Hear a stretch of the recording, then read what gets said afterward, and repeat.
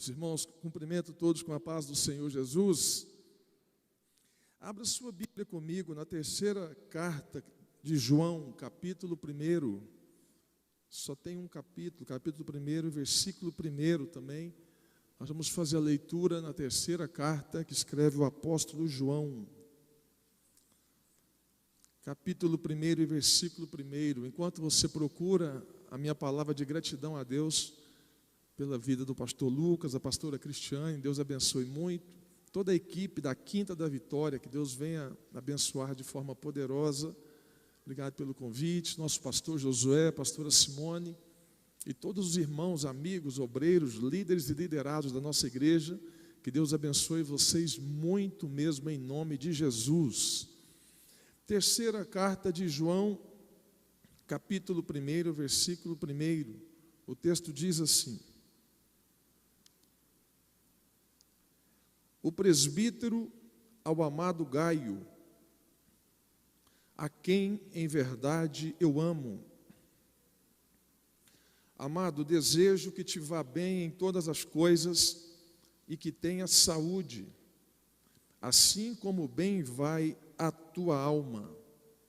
Porque muito me alegrei quando os irmãos vieram e testificaram da tua verdade, como tu andas na verdade.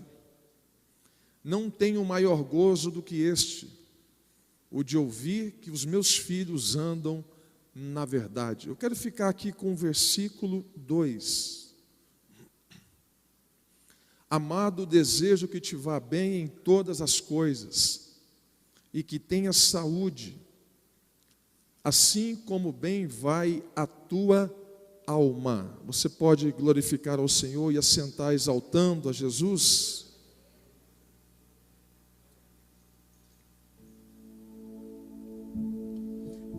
Queridos, quem está escrevendo aqui essa carta é o apóstolo João. E chama atenção aqui em duas palavras que ele vai falar no versículo 1 e no versículo 2. E as duas palavras que ele vai falar, a primeira é saúde e a segunda é verdade. Repare que ele começa a carta perguntando ao presbítero, um amigo, um irmão, o nome dele é Gaio. Repare que ele não começa a carta perguntando para Gaio como que está a sua vida financeira. Ele não começa a escrever perguntando para Gaio qual é o saldo da sua conta. Ele não está perguntando para Gaio se tem alguma viagem programada, mas a primeira pergunta que ele faz para Gaio é: como está a sua alma, a sua saúde? A segunda palavra que ele vai falar por 3 vezes é verdade. O verso 3 ele vai dizer: testificaram a tua verdade, como tu andas na verdade. E no final, no 4, ele continua dizendo que aos meus filhos que andam na verdade. Por que ele está falando isso? Porque se você ler o versículo completo, ele vai falar de 3 pessoas aqui. A primeira é Gaio, que é esse que nós lemos. A segunda é Diótrefes, que era um outro obreiro. E o terceiro é um outro obreiro chamado Demétrio. Quando ele se refere a Gaio, ele está falando que conhecia Gaio, está perguntando sobre a sua saúde, está falando sobre a verdade. Quando ele se refere a Diótrefes, ele está falando de uma pessoa que está mal com ele mesmo. Diótrefes está mal com ele, porque João está dizendo: Diótrefes, ele não quer receber ninguém da igreja, e pior do que isso, ele anda falando mal dos apóstolos. Repare que o primeiro ele pergunta sobre a saúde, o segundo ele já está falando sobre um problema que a pessoa tem, não foi curado, alguma coisa não foi resolvida com Diótrefes. E no terceiro é Demétrio, ele vai falar bem de Demétrio de novo. Na continuação ele vai falar bem de Demétrio. Ele vai falar: olha, porque Demétrio recebia os irmãos e fortalecia os irmãos no corpo de Cristo de maneira piedosa. Ele fala de 3 homens, de 3 personagens. O primeiro, ele está preocupado com a saúde. O segundo, ele sabe que ele não está bem, porque está falando mal de muita gente, ele não quer receber ninguém. E o terceiro, ele está falando que esse tem um cuidado especial com a obra, que é Demétrio. Eu quero me ater aqui com Gaio, porque a chave principal de João está perguntando para ele sobre alma, sobre saúde e sobre verdade. Quando ele está falando sobre saúde, alma e verdade, parece que eu vejo João confrontando nós todos os dias, todos os momentos. Ele se refere à função que Gaio exercia, presbítero, e se refere à pessoa como gente. Ele está dizendo: tu está bem? Como está a sua saúde? João está dizendo para nós: se você está bem, ou se você está doente, qual é a parte que tem que ser curada? Ou você já está tranquilo? Uma aplicação boa para nós nisso aqui, o apóstolo João está perguntando para nós, eu posso aplicar isso, que o texto me dá o direito. Ele está perguntando para nós: como está a sua alma? Como está a sua saúde? Por que ele está perguntando isso? Porque ele está dizendo: não adianta você estar bem só no culto, se você está doente fora do culto. Ele está dizendo para nós, em outras palavras: não morra pela igreja. Quem morreu pela igreja foi Jesus. Você só tem que cuidar dela. Entre morrer e cuidar é diferente. Quando eu quero morrer por aquilo que eu não vou salvar, porque alguém já salvou, eu me adoeço, eu me entristeço, eu acabo baixando a minha imunidade. O meu sistema fisiológico vai ter alterações, oscilações. Por que João está falando isso para Gaio? Porque ele sabia que o outro personagem, que é Diótrefes, não estava bem. Diótrefes não queria receber ninguém, afastamento. Diótrefes estava falando mal dos apóstolos, relacionamento. Quando eu não estou bem comigo, quando eu não estou bem comigo mesmo, a tendência é que tudo que vier de mim para fora não vai ser legal com aqueles que estão à minha volta. João está confrontando nós aqui com Gaio e querendo ensinar para nós algumas coisas, já que o tema é tão gostoso sobre cura. Parece que eu vejo João falando: Carlos Maia, aprenda que na vida você vai ter 3 grupos de pessoas que vai passar na sua vida: os neutros, os que falam mal e os que estão com você. João está dizendo para nós: tem 3 grupos, você precisa definir aonde você vai pôr a sua carga, a sua potência, para você não ferir, para você não se machucar, para você não criar expectativa errada em grupos errados. Por quê? Os neutros são aquelas pessoas que tudo bem, tudo mal, tudo feito, não feito, não vai alterar nada na sua vida. Os que falam mal, tudo que você fizer, eles vão falar mal. Se você salva alguém, eles só falam mal. Se você ajuda alguém, tudo que você fizer, porque não está ligado ao que você faz, está ligado ao que você é. Não está ligado ao resultado que você gera, mas está ligado à pessoa que você é. Não ao resultado externo, mas mais interno. E o outro grupo é aqueles que querem, é aqueles que querem crescer, desenvolver, é aqueles que querem estar contigo. João está dizendo para nós: você não pode colocar tua potência no grupo errado, senão você acaba entristecendo, ficando doente. E tem gente doente em toda a nossa volta, todos os dias, todos os momentos.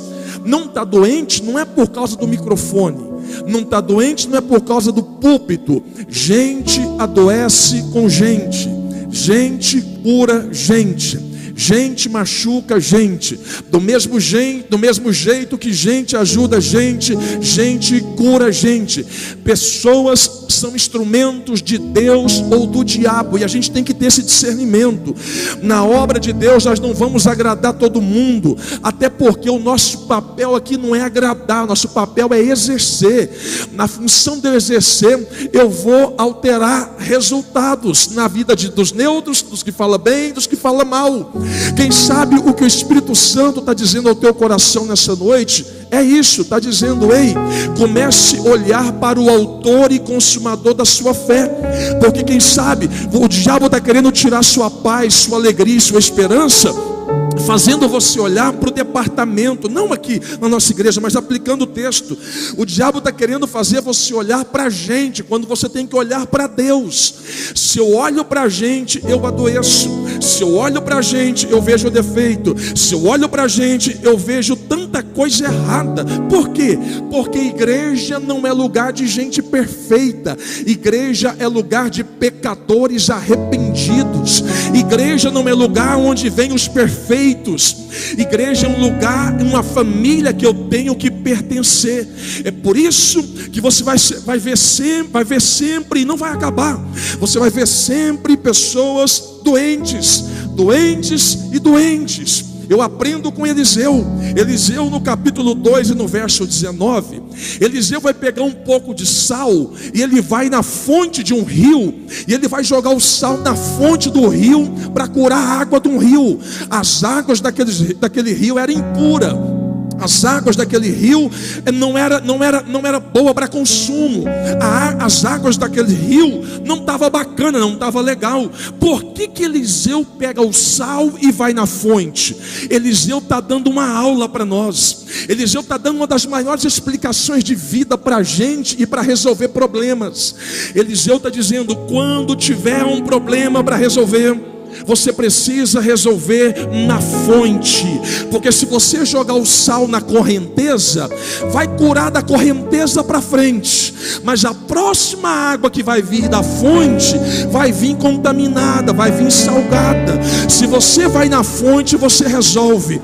O grande problema é que nós estamos vivendo uma época que as pessoas têm medo de assumir quem elas são de verdade, porque se elas assumir quem elas são de verdade, vai acabar a curtida no Facebook, vai acabar os compartilhamentos, vai acabar. É gente com necessidade de aceitação, e gente com necessidade de aceitação sofre calada, sofre por dentro. Ela precisa de alguém bater no ombro dela e falar: ó, tu é demais. Se ela não ouvir isso, ela adoece. Gente com necessidade de aceitação, se ela não for o centro, o foco, se ela não estiver envolvida ou envolvido, não serve, ninguém gosta mais dela. Aí você vê gente machucada, maltratada, não é por muita coisa, é por pequenas coisas. O Espírito Santo vem confrontando todos nós nos últimos dias, e a palavra é: seja curado para ser curado, para gerar cura. O grande problema, nós estamos vivendo uma época enganosa. É doente prometendo cura, e doente não cura. Doente só esparrama enfermidade. Curado cura. Quem tem paz dá paz, quem tem amor dá amor, quem tem alegria dá alegria, quem tem esperança dá esperança. Quem não tem nada não dá nada. É muita propaganda enganosa no meio de gente, e o Espírito Santo vem confrontando nós, dizendo: ei, eu quero te dar, mas você tem que bater para a porta abrir. Eu quero te curar, mas você tem que aceitar a cura. Eu quero mudar a sua vida, a sua mente, o seu comportamento. Será que você pode receber essa palavra em nome de Jesus? Quem está comigo, diga aleluia. Aí você vê crente suicidando, ímpio suicidando, filho de crente suicidando, adulto suicidando. E a nossa visão hipócrita religiosa, quando a pessoa suicida, é: será que foi para o céu ou foi para o inferno? Não, a nossa pergunta tem que ser: o que estava acontecendo? Ele estava doente. Porque a visão religiosa nossa quer saber para onde ele foi. E às vezes a pessoa está do nosso lado e a gente não sabe. E eu aprendo uma coisa: o suicídio não é um grito de desespero para a morte. O suicídio é um grito de desespero para a vida. É uma pessoa que não consegue viver do jeito que ela gostaria, então ela prefere morrer. O suicida mostra que pior do que a morte é a ausência da vida. O suicida mostra que a maior tragédia da vida é viver uma vida sem propósito.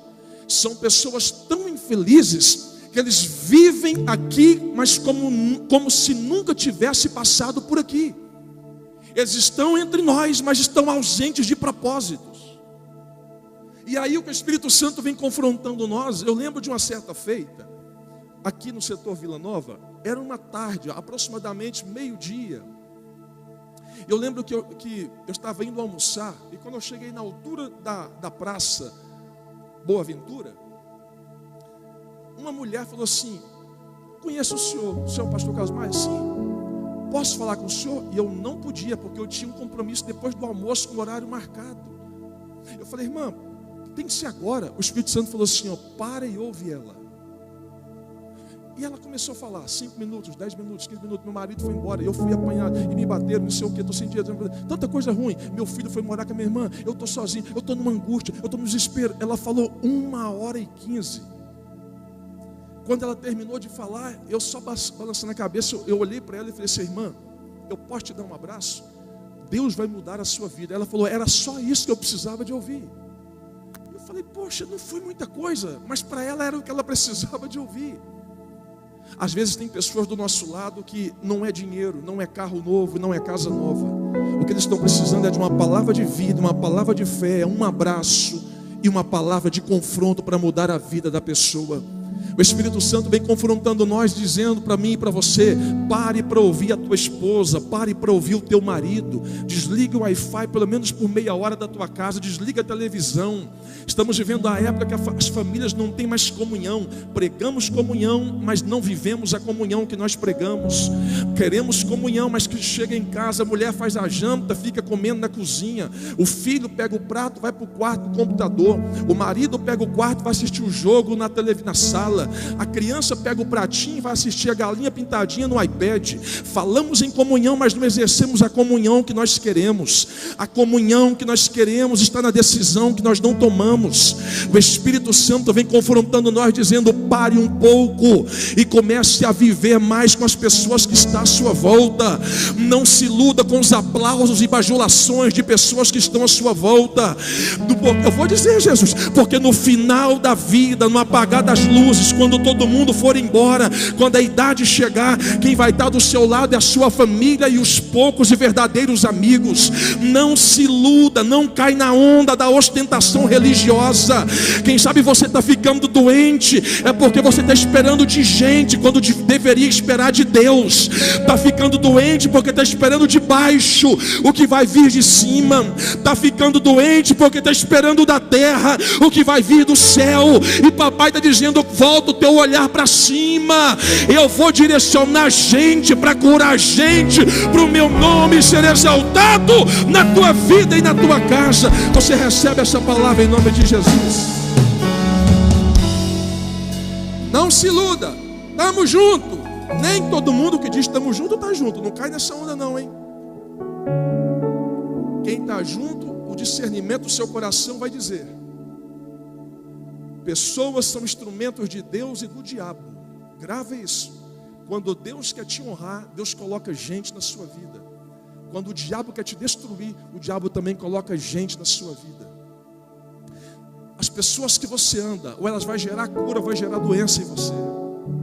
As pessoas que você se relaciona, ou elas vão gerar saúde, ou vai gerar enfermidade em você. As pessoas que você anda, que você se relaciona, ou elas te levarão ao céu, ou elas te levarão ao inferno. Não se iluda, não tem terceira via. O diabo não vem com capa preta, tridente, com diabinho. Não, não, não. O diabo usa gente para destruir casamento, para destruir ministério. E às vezes, muito mais do que isso. Por isso que a gente tem que orar pedindo discernimento. Porque às vezes o diabo pega crente em estado de vulnerabilidade, entra nele e usa ele para tirar sua paz. Mas se você tem o discernimento de Deus, você vai saber que aquilo não vem de Deus. Você pode ouvir, mas não deixa descer para o coração. Porque se descer para o coração, você muda a visão. O que o diabo quer é que você perda a visão no caminho que Deus te colocou. E o diabo está mudando a estratégia.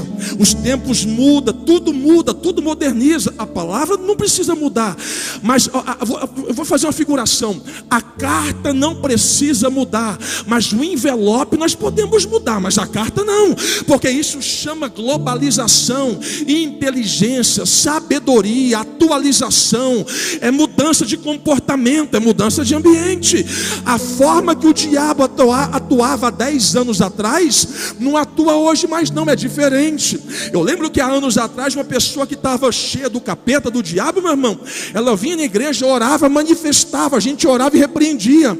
O diabo vai modernizando com tempos e tempos. Hoje a pessoa ela fica possessa, ou ela fica ali cheia de coisa ruim com ela, mas ela fica entre nós, e se não tiver discernimento você não descobre. É aí que entra a questão da visão e do discernimento, a diferença entre joio e trigo. Qual é a diferença entre joio e trigo? Os dois são parecidos de longe, mas o joio amassado ele vira veneno, e o trigo amassado ele vira pão. A diferença é que quando esfregar, amassar, que quando apertar cada um, nós vamos revelar a nossa essência por dentro. Ou nós temos pão, ou nós temos veneno. O Espírito Santo está dizendo para nós: seja alguém para curar alguém, porque as suas palavras têm que gerar vida.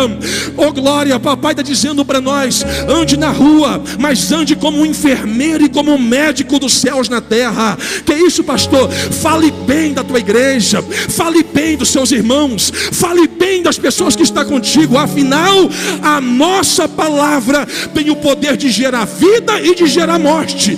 Ou nós somos bênção, ou nós somos maldição. E Deus te chamou para ser bênção na vida de gente. Se Deus te chamou para ser bênção, seja bênção.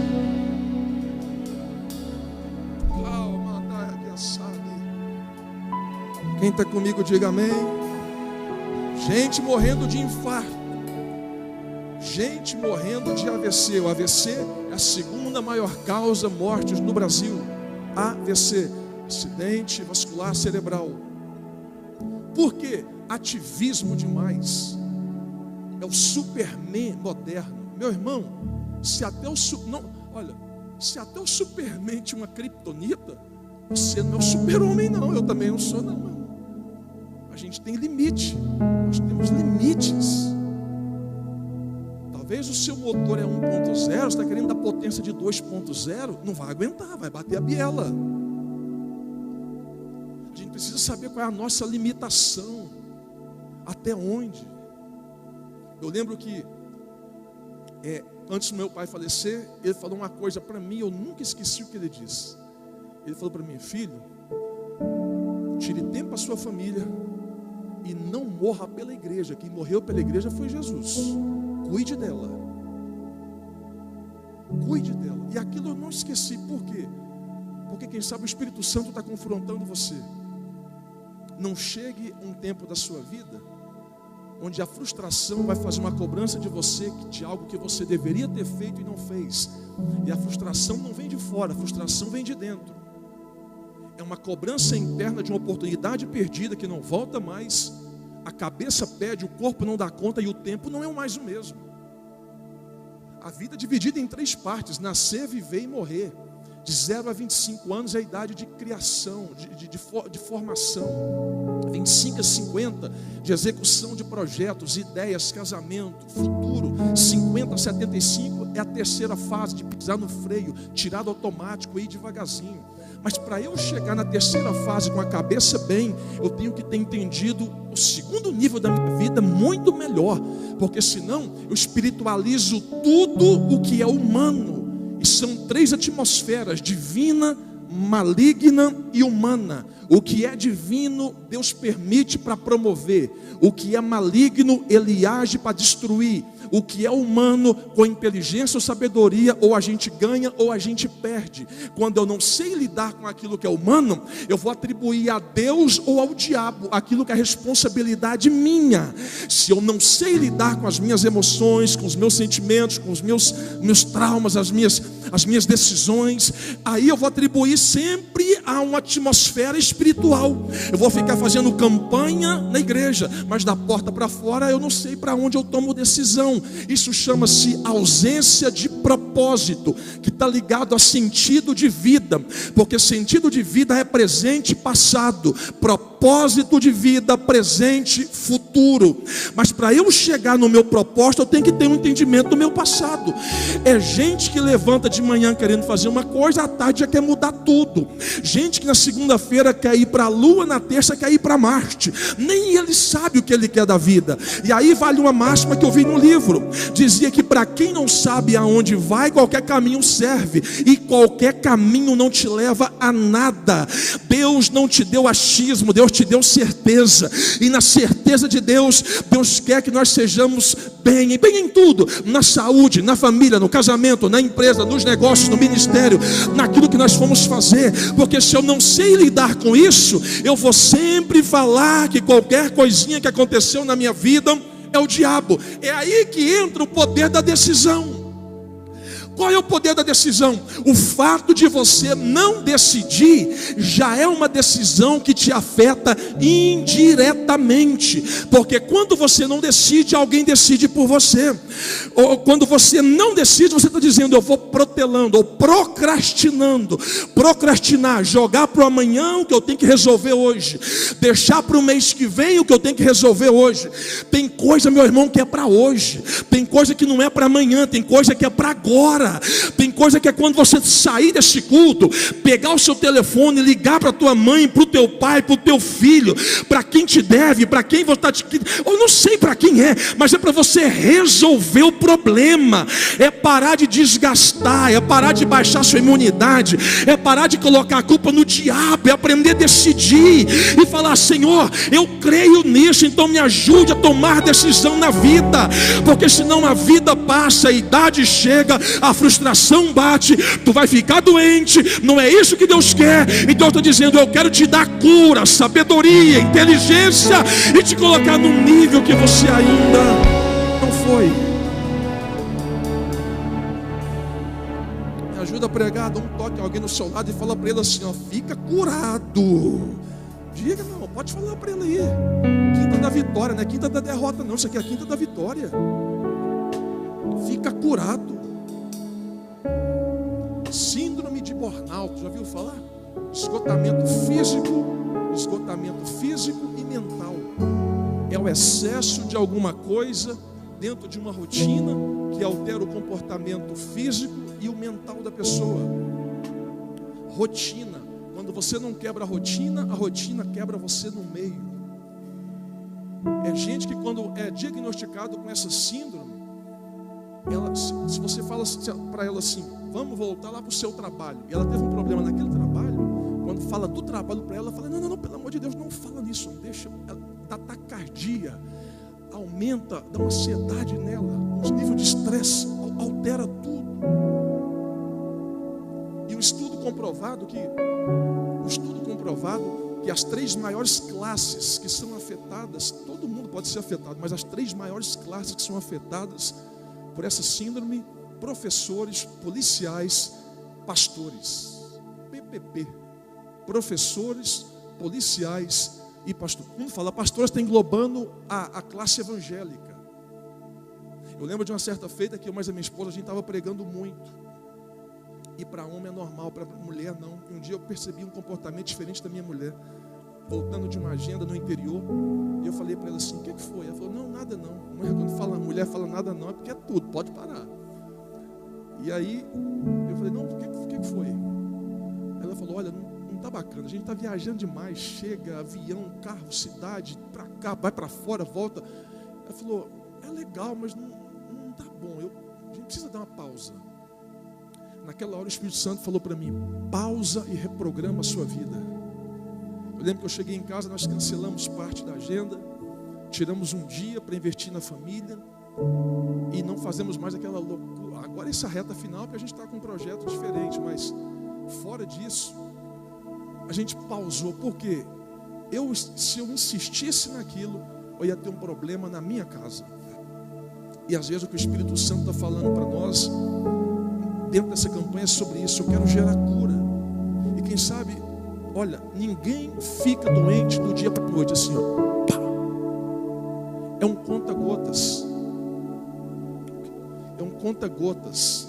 João Paulo, pega um copo para mim lá vazio lá fora, por favor, João. É um conta-gotas. conta-gotas. Ninguém separa do dia para a noite. Ninguém sai da igreja do dia para a noite. Mulher nenhuma satura do dia para a noite. Homem nenhum satura do dia para a noite. É um conta-gotas. Quem sabe você que está aqui me assistindo, o papai está falando ao teu coração. Se você está percebendo que tem alguma coisa pendendo por aquilo que não está legal, o papai quer te curar, mas a cura, obrigado, a cura que ele quer fazer não é do jeito que você está pensando, mas é do jeito que tem que ser feito.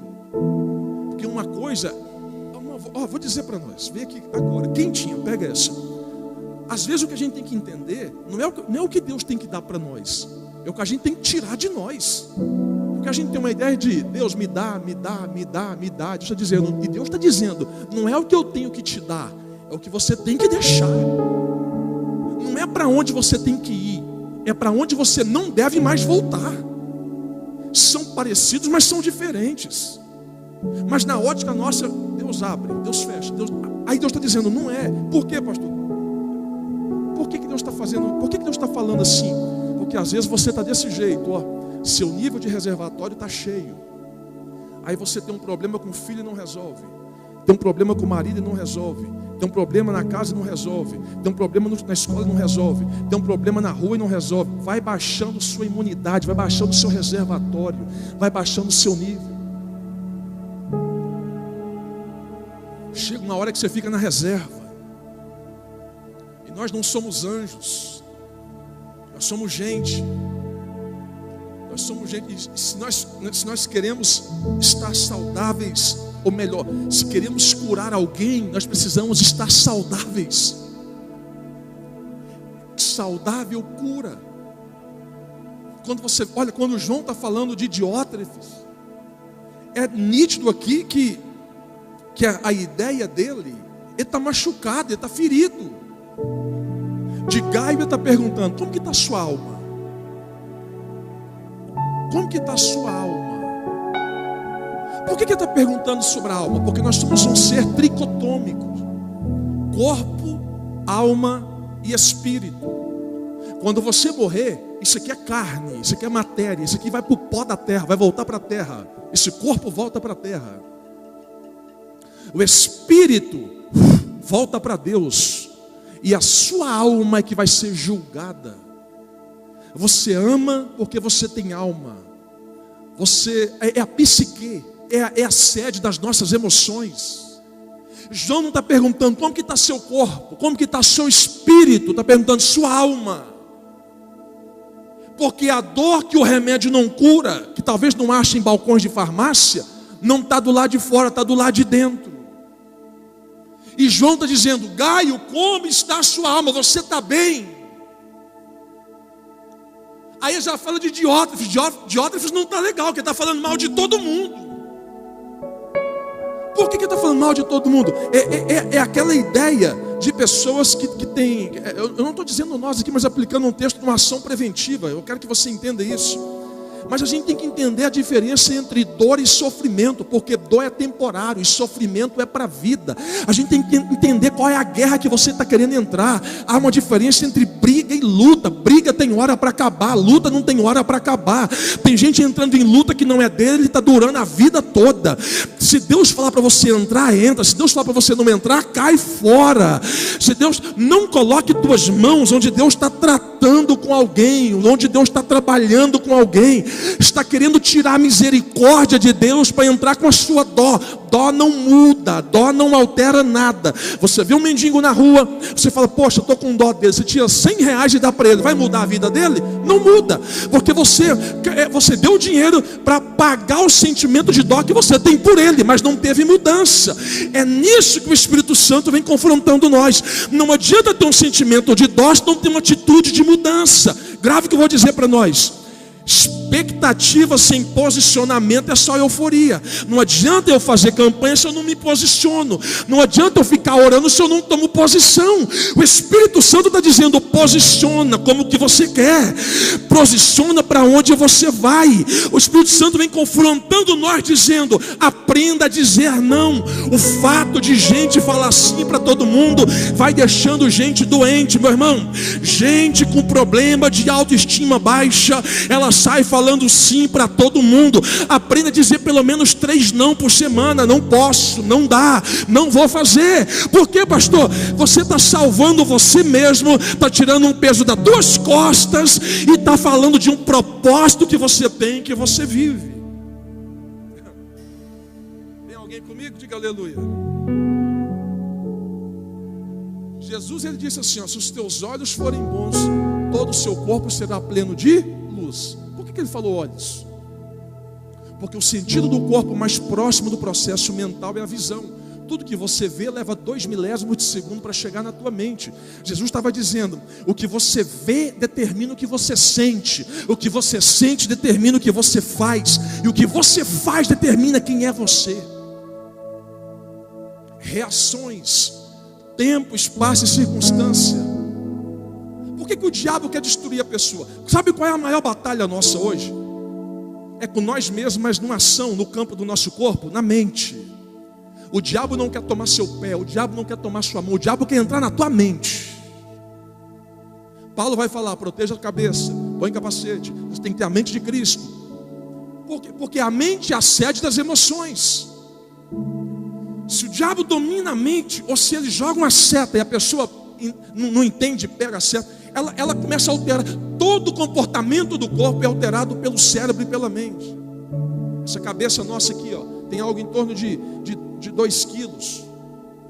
Aqui dentro está a mente, que é dentro do cérebro. O cérebro com a mente, o cérebro é a sede dos atos inconscientes e conscientes do ser humano.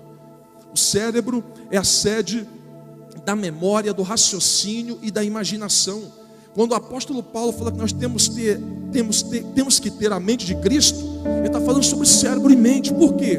Porque o nosso cérebro é constituído por 2 partes simétricas, denominado de hemisférios cerebrais direito e esquerdo. O meu cérebro, o seu cérebro tem uma camada denominada de córtex cerebral, com 3 centímetros de espessura, com reentrância chamado de sulcos e fissuras. As fissuras defendem áreas do córtex especializadas em funções como tato, olfato, paladar, visão, audição e muitas outras funções do nosso cérebro que reage a comportamento.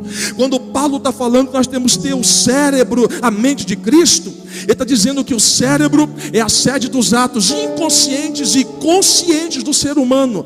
É a sede da memória, é a sede do raciocínio, é a sede da inteligência, é a sede da imaginação.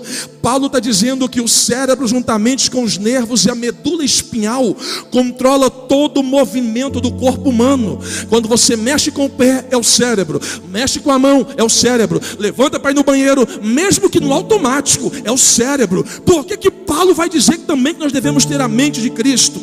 Paulo está dizendo, olha, você tem que ter não só o cérebro, mas o cerebelo de Cristo, o tronco encefálico de Jesus Cristo. Você tem que pensar como ele pensou, ver como ele viu, andar como ele viveu. Por quê? Para você errar menos. Se você errar menos, você acerta mais. E um dos desafios nossos na vida é errar menos para ir mais longe e cheio da presença de Deus.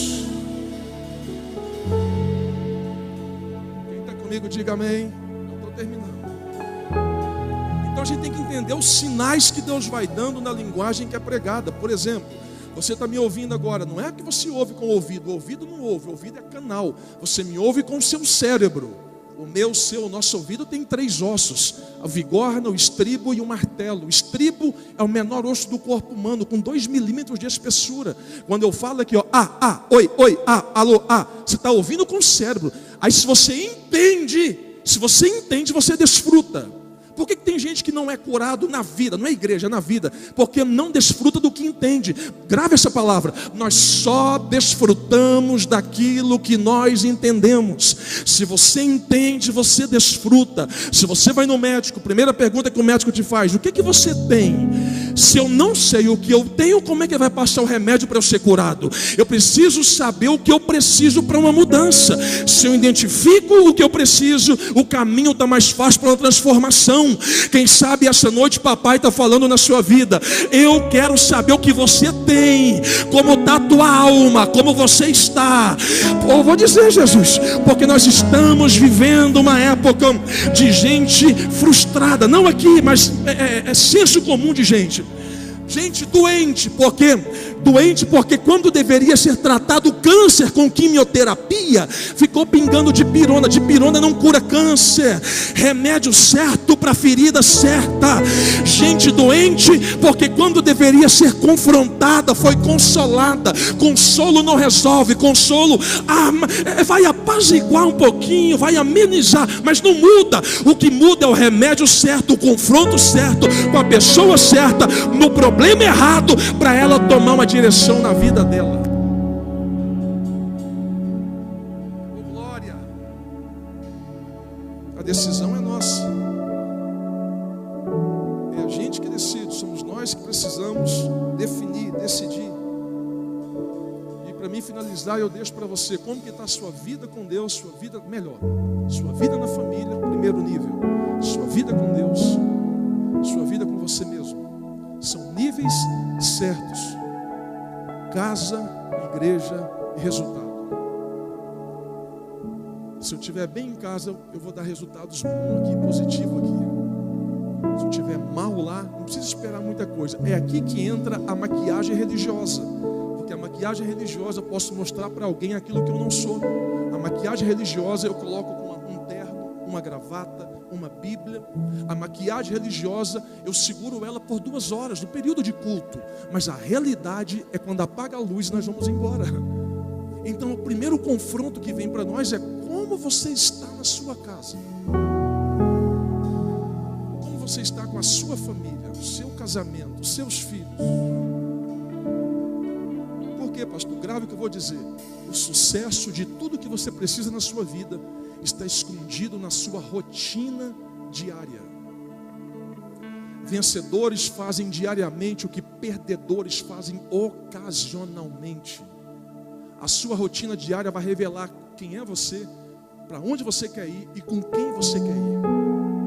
São 3 níveis: disciplina, hábito e comportamento. Não adianta eu orar para Deus me dar se eu não tenho disciplina, se eu não sei o que é hábito, se eu não crio um comportamento. Para eu chegar no comportamento eu tenho que gerar uma disciplina. Mas mais importante do que eu querer é a constância daquilo que eu preciso fazer. O que muda é a constância. Se você escova seus dentes um dia, sua boca não vai ficar limpa o mês todo. O que mantém sua boca limpa o mês todo? A constância de escovar todos os dias. Não adianta eu pagar a academia um dia e esperar que no outro dia eu vou perder 10 quilos. Não, o que vai fazer eu perder os quilos é a constância do treinamento que eu tenho que dar. Não adianta eu querer fazer uma dieta no primeiro dia e orar para Deus fazer o resto. Não. É a constância da reeducação alimentar que eu preciso ter. Se eu entendo isso, muita coisa muda. E Deus trabalha com psicologia comportamental, estímulo e reação. Milagre começa na terra. Quando você vê alguém demais, todo excesso revela uma falta. Grava isso. Todo excesso revela uma falta. Quando você vê alguém que tem um excesso demais numa área, gente espiritual demais, que não é o nosso caso, graças a Deus, mas gente, quando eu estou viajando com a minha esposa, que eu vejo gente espiritual demais, eu falo: ih, meu irmão, não vem não, que eu já estou saturado com isso. Gente espiritual demais quer esconder uma ausência de algo mal resolvido debaixo de uma roupagem religiosa. Deus não quer isso para nós. O que vai mudar a nossa vida é o comportamento da casa para a igreja, igreja, trabalho, igreja, casa. É a rotina nossa diária. E o Espírito Santo vem confrontando nós nisso, é isso. Para de ficar remoendo as perdas do ontem. Para de ficar buscando os traumas do ontem. Para de buscar no ontem o que Deus quer mudar hoje. O grande problema que eu vejo, pastor Lucas, não é nem a doença do doente, mas é o doente da doença. Porque o doente da doença não consegue lidar com ele mesmo. O doente da doença, ele não consegue enxergar qualidade, só vê defeito. O doente da doença, todo mundo está contra ele, ninguém ama ele, ele está sozinho, solitário. É gente que precisa ser curada, é gente que precisa ser transformada, é gente que precisa reconhecer quem é ele em Deus. Eu vou dizer, Jesus, papai está dizendo para mim, olha, quem se conhece como habitação, não precisa ficar esperando visitação. Quando você sabe quem é você, não precisa ficar esperando gente de fora para selar quem é você em Cristo. Se Deus já falou que você é filho, aceita a paternidade de pai, porque o pai sabe do que é melhor para a sua vida. Você pode ficar de pé comigo, adorando, celebrando o nome de Jesus.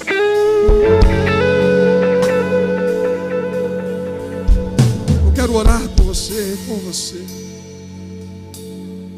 Quero orar por sua vida. Talvez você está aqui fazendo a campanha. Pode chamar aqui na frente? Pode, pastor, chamar aqui? Você que está fazendo a campanha, ou você que nem está fazendo a campanha, escuta o que eu vou dizer. Vale ímpio passa, vale descrente passa, vale qualquer um passa, do pobre ao rico, do crente ao ateu, vale qualquer um passa. Altar não, altar é para quem decide mudança. Toda mudança que Deus queria fazer com alguém, primeiro a pessoa levantava altar. Abraão, Jacó, pode olhar na Bíblia, Moisés. Talvez você veio ouvir os louvores e a palavra está dizendo, pastor, eu preciso ser curado na minha alma de um trauma do ontem, a decepção do meu marido, a decepção da minha esposa, a decepção do meu filho. Eu falei o que não deveria, eu fiz o que não podia, pastor, eu toquei em área que eu estou sofrendo até hoje. Eu quero te convidar em um minuto, sair do seu lugar e vir aqui no altar. Eu quero orar com você. Teu choro Vem, eu estou te esperando. não é em vão. Teu Deus contigo está e espera no Senhor e confia. Coloca a sua mão no altar. Pode colocar a mão no altar. Isso. Espera Ele vem. Não é todo mundo. Eu sei que não é todo mundo. Fica tranquilo. É para quem entendeu o propósito da palavra e sabe que precisa de uma cura. Se você entendeu o propósito da palavra e da cura, coloque a mão no seu altar. Isso. Vai, isso. Para me dizer isso. Só para te dizer isso. Que a minha esperança está Eu estou te esperando em um minuto. Eu não tenho nada além. Pode chorar, tem gente chorando. Pode chorar. Pode chorar, essas lágrimas têm valor. Jesus cura. Jesus cura.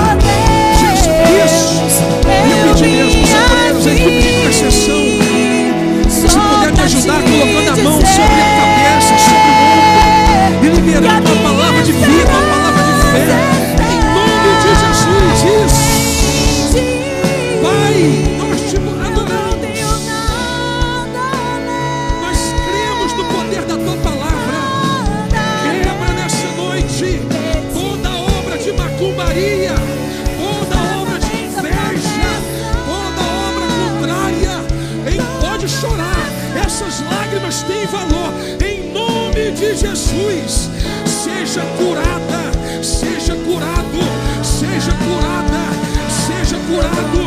Oh glória, eu repreendo todo pensamento suicida, todo pensamento do ontem, todo trauma. Jesus, cura em nome de Jesus.